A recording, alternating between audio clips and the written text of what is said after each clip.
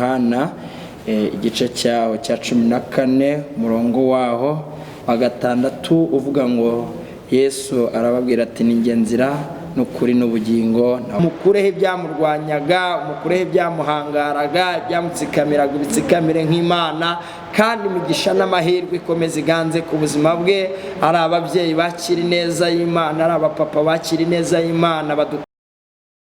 Yesu ashimwe. Nshuti za Yesu dusangiye umusaraba, nabaramukije mu izina rya Yesu Kristo. Mwebwe mudukurikirana impande n'impande kuri channel yitwa Dusabe Ubugingo TV, itorero Isoko y'Ubugingo Pentecote, dukorera mu Gacinjiro ka Gisozi, aho bita ku itaje ya Mukiga.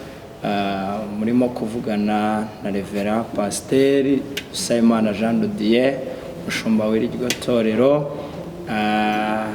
Twongeye kubaramutsa mu izina rya Yesu Kristo w'i Nazareti watubambiwe ku musaraba. Itorero ryacu tugendera mu ntego y'ijambo iboneka mu butumwa bwiza uko bwanditswe na Yohana igice cyaho cya 14 umurongo waho wa gatandatu uvuga ngo Yesu arababwira ati ni nge nzira n'ukuri n'ubugingo, ntawe ujya kwa Data ntamujyanye. Rero nshuti z'umusaraba mudukurikirana ko bwije buri munsi ku manywa y'ihangu, ndagira ngo mbashishikarize gukunda Imana n'abantu bayo, kandi mbifuriza kugira amahoro n'umugisha muri uku kwezi kwa 4 hatangiye kuri tariki ya 2. Mbifurize ihirwe mu byo mugerageje gukora byose, kandi mukomeze mutinde ku birenge bya Yesu.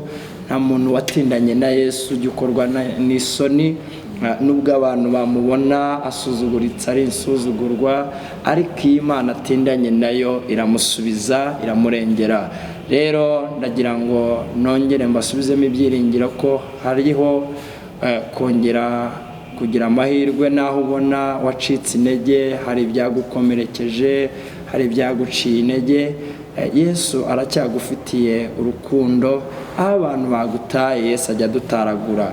Rero Imana yo mu ijuru ibaha umugisha badukurikirana bari mu mahanga, ku mugabane w'Uburayi ndetse no ku mugabane wa Afurika. Imana yo mu ijuru ibaha umugisha, ndetse no mu gihugu cyacu cy'u Rwanda, ndetse n'ibihugu by'abaturanyi, ari Kongo, ari Burundi, ari Uganda, ari Tanzania. Ndabifuriza umugisha w'Imana.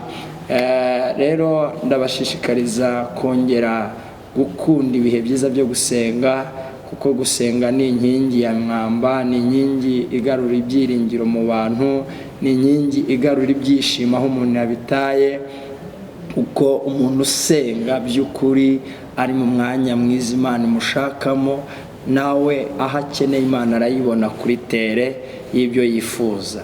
Amahoro y'Imana rero abane namwe, muzagire umugisha muri uku kwezi kwa 4, kandi Uwiteka azabiyereka ababagira ikibyibushye, aho mwabonaga mwakoraga bikanga. Uwiteka abiyereke, ashingure icumu mu ntagara, yimire ibibagenza. Uwiteka yongere afunga iminwa y'ibyabahigaga, ahubwo yerekeze ukuboko kw'ibyiza ku byanyu n'ibyo mugerageje gukora. Rero Imana yo mu ijuru ibaha umugisha. Mwakomeza kudukurikirana kuri YouTube yacu. Amateraniro yacu tuyagira ku cyumweru, tugira amateraniro 2, rimwe ritangira isaha 3 kugeza saa 6, tukinjira muri rindi hacamo isaha 1, mwirindi ritangira saa 7, saa 8, tutangira saa 8, yitwa Bohoka ubohore n'abawe.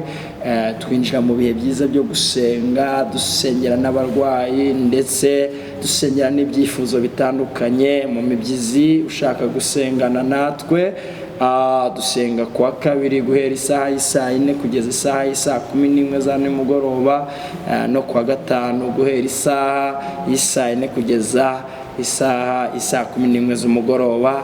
Imana y'umwijuru ibahe umugisha, ari abapapa ibahe umugisha badukurikirana, ari ababyeyi badukurikira Imana ibahe umugisha, ari abakobwa ndetse n'abasore ukuboko kw'ibyiza kuba rasire. Imana itsikamire ibyabahigaga n'ibyabarwanyaga, ineza y'Imana ibabeho ibihe byose, amen. Reka rero dufatikanye gusenga, dusengere uku kwezi kwa kane mu ruhande rwawe nanjye mu ruhande rwanjye, ndetse nabo dusanzwe dusengana baduteze amatwi nk'abashumba b'itorero Isoko y'Ubugingo, kugira ngo Imana ifukure akariba kadakama ku buzima bwacu kandi ntitwigirire nabi. Ejo Imana iradukeneye ku buzima bwacu. Mana yacu, Imana yera kandi ikiranuka, turagushimye turaguhimbaje, dusengeye abana bawe bose bagudukurikirana kuri iyi channel. Reka ubahe umugisha mu byo bagerageje gukora byose.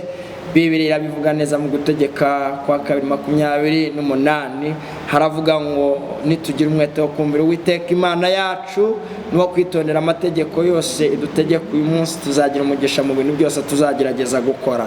Sengeye umuntu wese muri uku kwezi kwa kane, reka yakira intsinzi, reka yakira ubuzima buzima, reka umukureho ibyamurwanyaga, umukureho ibyamuhangaraga, ibyamutsikamiraga ibitsikamire nk'Imana, kandi imigisha n'amahirwe ikomeze iganze ku buzima bwe.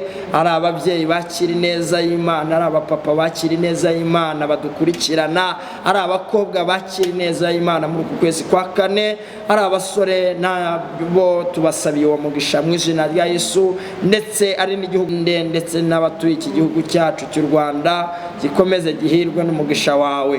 Turabigushimiye rero kugiye kubana natwe nk'umwami wacu dutegeka ibihe byose, ni mu izina rya Yesu Kristo Nazareti, amen, amen, amen, amen.